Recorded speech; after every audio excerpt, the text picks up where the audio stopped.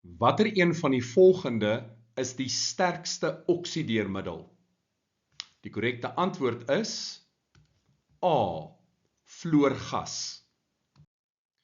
Nou, om dit net bietjie duideliker vir jou te maak, hier is tabel 4a en ek het bloot die heel boonste en die heel onderste halfreaksies neergeskryf.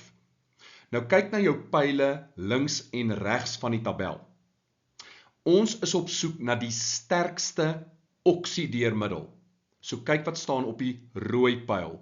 Toenemende sterkte van oksideermiddel. Met ander woorde, fluorgas is die naaste aan die rooi pyl en hy's heel bo.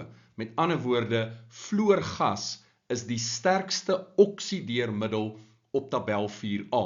Hierdie is dus die korrekte antwoord. Hierdie is 'n uittreksel vanuit tabel 4b en ek het bloot die heel boonste en heel onderste halfreaksies neergeskryf. Nou ons kyk na ons pyle op tabel 4b en die pyl van belang is die rooi pyl waar daar staan toenemende sterkte van oksideermiddel.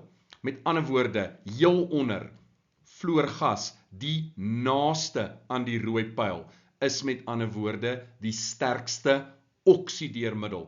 En lithium, heel bo en naaste aan die blou pyl, sal die sterkste reduseermiddel wees op tabel 4b.